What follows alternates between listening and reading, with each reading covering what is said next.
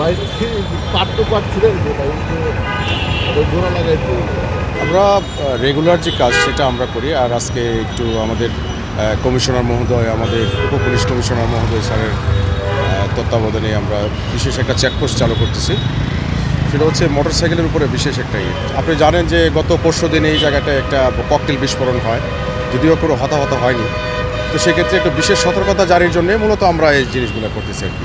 মানে একটা রুটিন কাজ। তারপরে আমরা সবাই চেষ্টা করতেছি, রোডে আমরা সবাই আছি। এখন পর্যন্ত আলহামদুলিল্লাহ আমরা ভালো রেসপন্স করতে পারতেছি। অনেক মোটরসাইকেল আটক করছি। আমরা মামলা প্রসিকিউশন দিচ্ছি। যাদের লাইসেন্স নাই, উল্টাপথে চালনা, কাগজপত্রবিহীন গাড়িগুলো মূলত আমরা থানাতে দিয়ে দিচ্ছি আর কি।